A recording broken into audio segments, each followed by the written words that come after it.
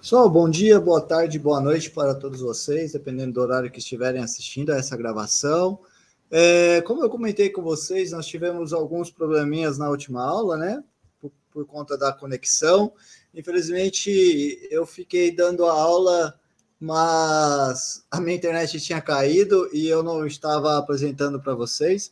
Então, eu avisei vocês que eu iria gravar um vídeo sobre o exemplo que eu estava fazendo, e eu só vou fazer isso só para fechar o conteúdo que nós estávamos vendo na nossa aula. Lembrando que nós estávamos vendo o assunto sobre máximos e mínimos, e esse assunto é importante destacar para vocês que é um assunto muito importante e muito aplicável, certo? Fora da matemática, se aplica muito desses tipos de problemas de máximos e mínimos. Costuma-se até chamar esses problemas de otimização, certo? E eu deixei aqui nesse exemplo um exemplo que pode inclusive ser usado, você vê que pode ser usado no dia a dia, certo? Qual que é o exemplo, né? Vamos ler aqui. Eu já tinha escrito antes, então eu vou estar fazendo a apresentação para vocês em cima do que eu já tinha escrito. Nós queremos, o que o exercício fala? Deseja-se construir um cilindro circular reto com base e topo, de área total S, certo? Então, esse cilindro, você sabe que ele tem área total S. Determine dentre as possíveis escolhas as dimensões do cilindro com volume máximo. Olha só como que esse exemplo pode ser aplicável no dia a dia. Suponhamos que você tenha uma empresa de algum produto que vai numa lata, por exemplo, de refrigerante, uma empresa de refrigerante, e você quer o quê? Construir uma lata para colocar o seu refrigerante. O que seria interessante? Seria interessante com o mesmo custo do material, caber o máximo possível de refrigerante, certo? Isso daí me faria com que a minha empresa tivesse um lucro maior, concorda? Então, como que a gente enxerga esse problema, né? Eu quero com uma área total fixa, ou seja, você tem que pensar, quando pensa na área total, pensar na quantidade de material gasto para produzir a lata, ter o maior volume possível, certo? Então, veja só, um problema bem aplicável, tá bom? Bom, agora vamos traduzir esse problema para matemática. Área total é um cilindro. Primeiro, a minha lata é um cilindro. Área total do cilindro, como que fica? Você tem que pensar, o meu cilindro, ele é formado por uma base, um topo e uma lateral. Eu desenhei aqui esses elementos do meu cilindro de maneira separada. Você tem aqui ó, o topo do cilindro, certo? E a lateral do cilindro. A base eu não coloquei porque a base é muito parecida com o topo. Como que seria a lateral? Pensa comigo, como se você pegasse uma tesoura e cortasse aqui, nesse corte reto, e abrisse. O que você tem? Você tem um retângulo. Esse retângulo vai ter um dos lados dele como sendo a altura do cilindro, H, e o outro lado. Pensa comigo, eu cortei o cilindro e abri. Então, essa outra base é o que? É exatamente o comprimento dessa circunferência. Se a minha base e o meu topo são circunferências de raio R, então esse lado terá comprimento 2πr, que é o comprimento da circunferência, ok? Em seguida, de novo, eu quero a área desse meu cilindro. A área do meu cilindro vai ser, então, a área da base, que é a área da circunferência, πr ao quadrado, mais a área do topo, que é πr ao quadrado, mais a área da lateral. Quem é a lateral? É esse retângulo, que tem um lado 2πr e outro lado h. Então, a área da lateral será 2πr RH, certo? Essa é a área da lateral e essa é a área da base do topo. Então, a área total será exatamente duas vezes a área da base, ou a área da base mais a área do topo, que é 2πr², mais a área do retângulo, que é 2πrh, certo? Essa será a área total, tá bom? Muito bem. Então, aqui só para colocar a área total. Agora, vamos lembrar o que a gente quer. O que a gente quer? A gente quer achar, dentre as possíveis escolhas de dimensão, quais são as dimensões que você teria aqui do seu cilindro? Ora, o seu cilindro, você pode pensar ele tendo o raio da base e o H da altura, certo? Então, você vai ter que escolher, dentre todas essas escolhas possíveis de raio e de altura, qual lhe dá um volume máximo, certo? Primeira coisa, quem que é o volume? Volume do cilindro é área da base vezes altura. A base é uma circunferência, πr² vezes h, tá bom? Então, o que acontece? Dentre todas essas escolhas, você tem que achar o volume maior. Qual que vai te dar o maior volume? O que você pode interpretar aqui? Você pode interpretar como sendo uma função v, que você quer achar o valor máximo dessa função v, tá bom? Aí você que está mais esperto, olha para cá e me fala, professor, mas eu tenho um r, que é uma variável, e eu tenho um h, que é uma variável. Então eu tenho duas variáveis. E a teoria que o senhor nos ensinou só envolve uma variável. E aí? Tá errado? Não, não tá errado. O que eu vou fazer? Essa informação que a gente trabalhou acima da área, ela foi dada propositalmente para você poder eliminar uma das variáveis, certo?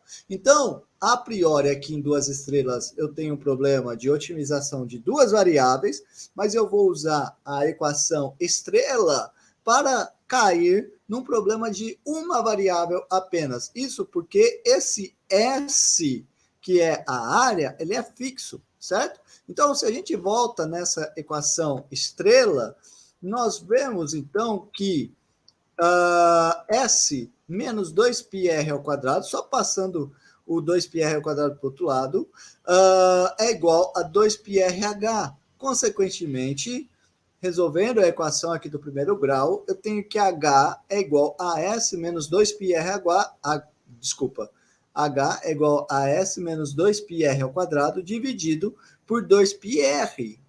Desta maneira, eu posso, então, voltar em duas estrelas e eliminar a variável h, obtendo uma função em R. Veja só que eu coloquei, destaquei aqui. Agora a nossa função está em R. E quem vai ser, quando eu substituo h por este valor que eu encontrei, eu terei, então, que o meu V será πr² vezes S menos 2πr² dividido por 2πr², tá?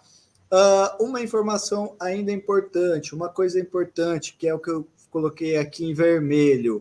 O meu R e o meu H precisam ser maiores do que zero, certo? Então, lembrando, o meu R é maior do que zero. E o meu H também tem que ser maior que zero. Olha essa grandeza, esse H aqui, ó. Ele é S menos 2πr² dividido por 2πr. Quando é que uma fração vai ser maior do que zero? Quando o numerador e o denominador forem maiores do que zero, ou quando o numerador e o denominador forem menores do que zero. O denominador dessa fração é o 2πr. R é maior do que zero. Então, o denominador já é maior do que zero.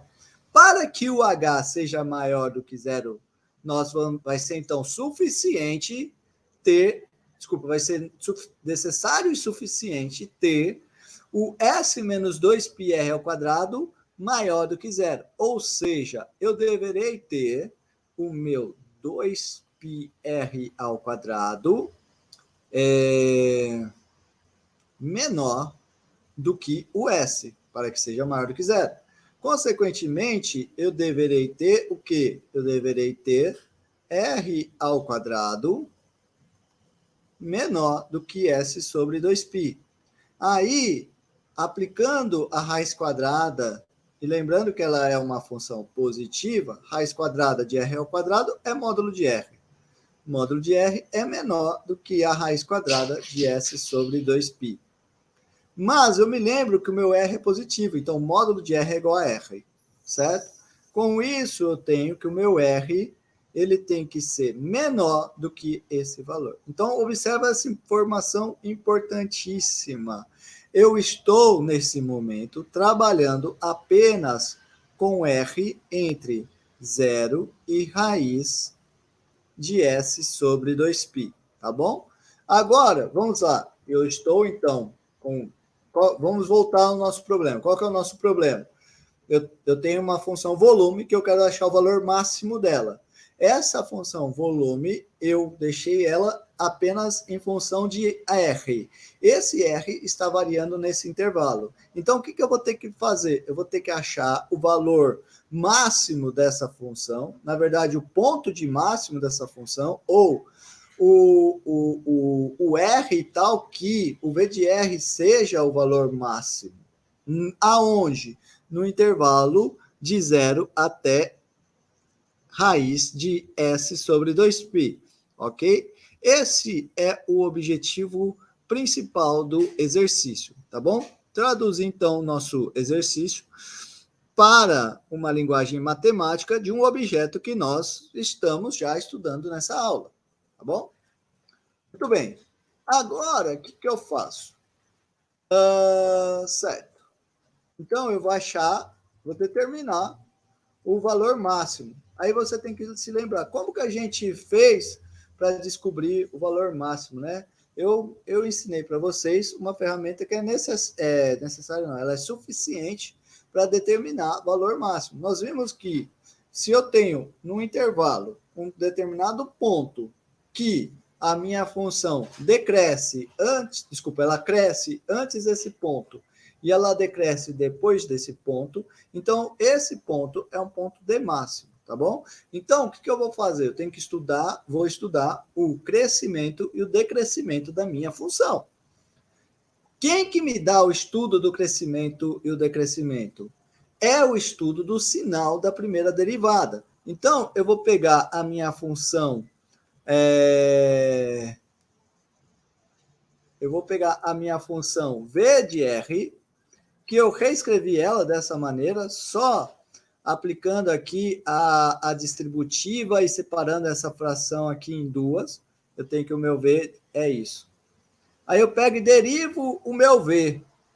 Derivando o V, eu obtenho isso. Agora, o que eu vou fazer? Eu vou estudar o sinal desse V'. Observa que a minha variável é R. E o V', ele é S sobre 2 menos 3π R ao quadrado.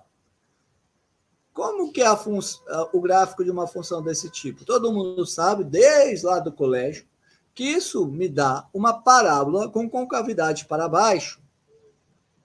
É o que está escrito aqui. Agora falta eu descobrir quem são as raízes dessa parábola.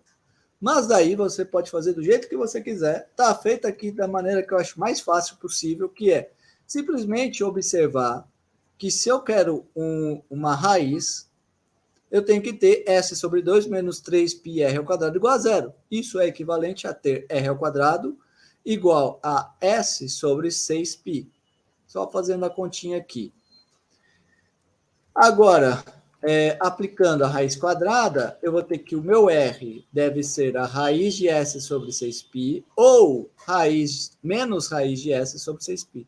Então, a minha parábola cruzará o eixo do x nesses dois pontos, no menos raiz de S sobre 6π e no mais raiz de S sobre 6π, tá bom? Observa, então, que quando eu estou para trás do menos raiz de S sobre 6π, a minha derivada é negativa. Quando eu estou entre menos raiz de S sobre 6π e raiz de S sobre 6π, a minha derivada é positiva. Quando estou para frente de raiz de S sobre 6π, a minha derivada é negativa. Então, eu venho e coloco aqui, ó, o estudo do sinal. Lembrando que o estudo do sinal da minha derivada me dá o estudo do crescimento e decrescimento, que é o que está escrito aqui, certo? Pumba. Ela decresce nesse intervalo, cresce nesse intervalo e decresce nesse intervalo. Mas tem uma informação importante que você não pode se esquecer. Qual que é a informação importante? Eu só estou trabalhando, ou, na verdade, eu só estou interessado no intervalo de 0 até raiz de S sobre 2π. Então, eu só vou estudar nesse intervalo. E observa que nesse intervalo, eu tenho que, quando eu estou de 0 até raiz de S sobre 6π, eu cresço. Quando eu estou entre raiz de S sobre 6π e raiz de S sobre 2π, eu decresço. Consequentemente, o ponto raiz de S sobre 6π é um ponto de máximo de V nesse intervalo. Agora, quem que é que eu queria encontrar? Queria encontrar as dimensões que me dão o máximo, que nós traduzimos isso como determinar o valor máximo da minha função V. E eu acabei de descobrir que esse valor máximo é atingido quando o R é igual a raiz de S sobre 6π. O que falta? Falta determinar o H, a altura. Quem é a altura? Nós demos uma expressão para a altura. É essa expressão. O que eu faço agora? Eu substituo. No lugar do R, eu vou colocar a raiz de S sobre 6π. Fazendo continhas, eu chego nessa expressão aqui. Tá bom? Muito bem, pessoal. Era isso que tinha faltado eu falar para vocês. Espero que vocês tenham entendido. Deixa eu só deixar aqui direitinho para todo mundo entender. Em vez de eu colocar o resultado final, eu vou colocar assim, ó, S menos 2π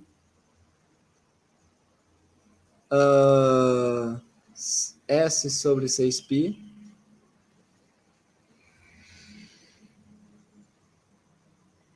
tudo isso dividido por 2π vezes raiz de S sobre 6π, certo?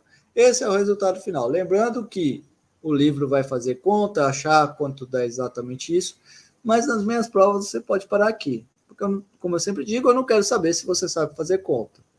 Eu quero saber se você sabe cálculo, porque quem ia avaliar se você sabia fazer conta era o seu professor do colégio. Mas, apesar de ser importante você fazer conta, quem tem dificuldade tem que procurar resolver esse problema, tá bom? Inclusive, eu posso ajudar. Beleza, pessoal. Era isso que eu tinha para falar para vocês. Espero que todos tenham entendido. E qualquer dúvida, estou sempre à disposição no meu e-mail, tá? Me comuniquem. Um abraço para vocês e até a próxima. Uma informação importante. Alguns alunos me procuraram para tirar dúvida na segunda.